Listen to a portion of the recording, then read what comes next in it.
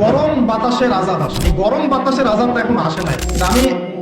আমি শেষ জামানার হাদিসগুলো টুকটাক গবেষণা করে মনে হচ্ছে অচিরেই গরম বাতাসের একটা আযাব আসবে বিশ্বের দিকে, এবং নাসাও এটা নিয়ে গবেষণা করছে অলরেডি। সূর্যের মধ্যে অনেক রকম বিক্রিয়া হচ্ছে, তেজস্ক্রিয় বিক্রিয়া হচ্ছে ইত্যাদি, হিলিয়াম গ্যাসের অনেক বিস্ফোরণ হচ্ছে।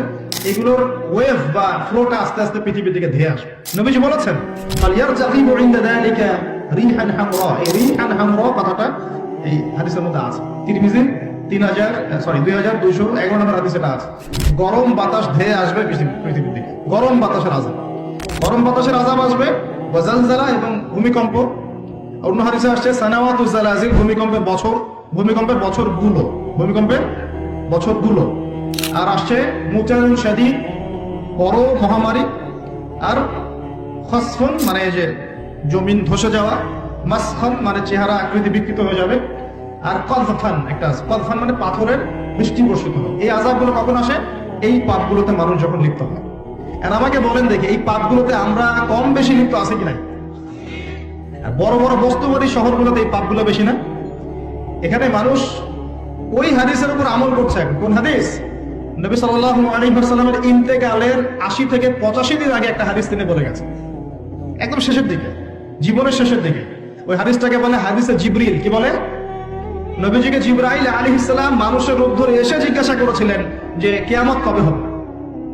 নবীজিকে জিবরাইল আলাইহিস সালাম মানুষের রূপ ধরে সবার সামনে জনসমক্ষে এসে জিজ্ঞাসা করেছেন কিয়ামত কবে হবে। নবীজি বলছেন মাত্র দুটো আলামত বলেছেন। কয়টা ভাই? দুইটা। একটা হচ্ছে আনতালিদাল আমাতু রাব্বাতুহা, দেখবে যখন দাসী মনিবকে জন্ম দিচ্ছে। দাসী মনিবকে জন্ম দিচ্ছে মানে কি? সমাজের ন্যায় অন্যায়, হক বাতিল, হালাল হারাম, এই যে মানদণ্ড সব উল্টে যাবে।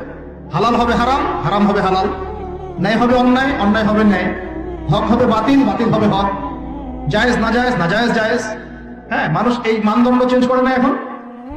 বুঝতে পারছেন না মনে হয়? এখন সমাজে সত্য মিথ্যা, ন্যায় অন্যায়ের মানদণ্ড কি কোরআন সুন্নাহ এখনো টিকে আছে?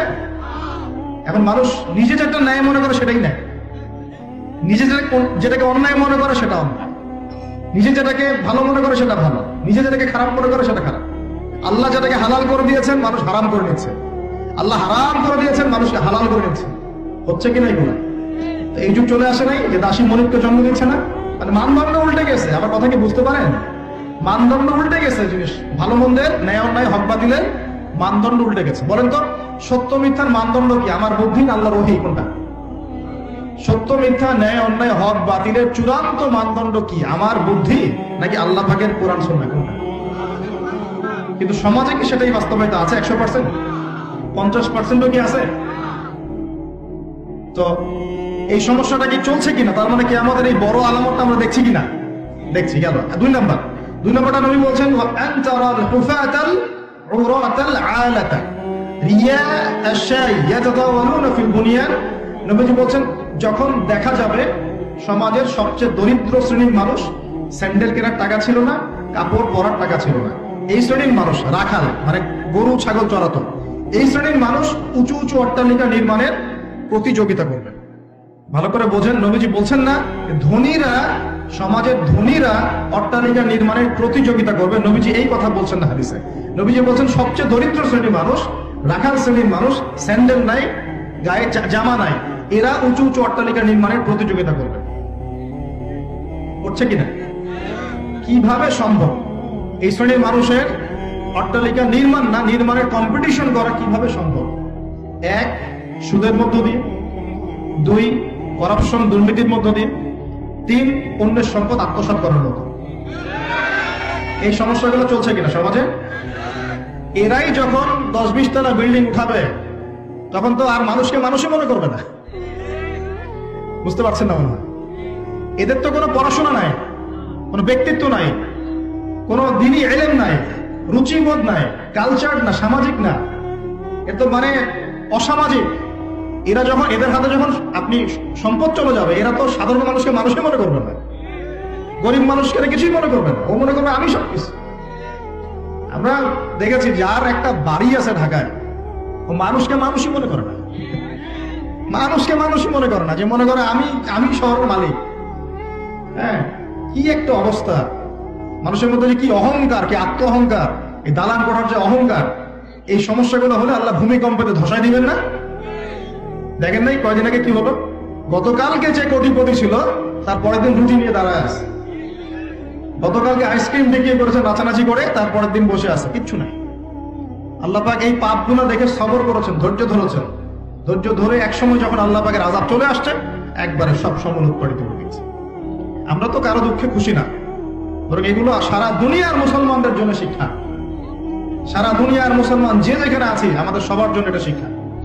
এই পাপগুলোতে আমরা লিপ্ত হই, আল্লাহ পাক ছাড় দিলেও ছাড়বেন না। আল্লাহ পাক ছাড় দিবেন কিন্তু ছাড়বেন না। মানুষের মধ্যে এখন সম্পদের যে অহমিকা, গরিব মানুষকে মানুষই মনে করে না, খেটে খাওয়া মানুষকে মানুষই মনে করে না। রিক্সাওয়ালা যারা নিম্নবিত্ত, নিম্ন মধ্যবিত্ত, চা বিক্রি করে, পানের দোকান করে, হালাল খায়, কৃষক, এই মানুষগুলোকে এখন বড় লোকরা মানুষই মনে করে না। যাকাত তো দেয়ই না, যাকাত তো তার উপরে ছিল ফরজ, ওই যাকাত তো দেয়ই না যে এই খাবার তার কাছে পৌঁছাবে। উল্টা কিভাবে তাদের সম্পদ লুটে পুটে খাওয়া যায় সেগুলো। আবার দিলেও যে কত শর্ত, বাপরে বাপ। তো কিছুটা মনের কষ্ট থেকে বললাম কথাগুলো আর কি, যে আসলে আপনি যখন কোরআন এবং সুন্নাহর জ্ঞানী হবেন না, তখন অন্যকে সম্মান দিতে পারবেন না। আমরা বড় বড় স্লোগান দিই যে অমুক অমুকের সেবক, অমুক অমুকের সেবক। আসলে সেবা সত্যিকার অর্থে করছি? আল্লাহ পাক তার রাসূলের মাধ্যমে জানিয়েছেন, এই হাদিসটা একটু শোনেন তারপর সামনে যাই। আল্লাহ পাক তার রাসূলের মাধ্যমে আমাদেরকে জানিয়েছেন, শোনো, আলা কুল্লুকুম রাঈন, তোমাদের প্রত্যেকে হচ্ছে দায়িত্বশীল। তোমাদের প্রত্যেকেই দায়িত্বশীল। কেউ পরিবারের দায়িত্বশীল, কেউ ব্যবসা প্রতিষ্ঠানের দায়িত্বশীল, কেউ তোমার চাকরির প্রতিষ্ঠানের দায়িত্বশীল, কেউ সামাজিক দায়িত্বে আছো, কেউ প্রশাসনে, কেউ পররাষ্ট্র ইত্যাদি। তোমাদের প্রত্যেকেই দায়িত্বশীল।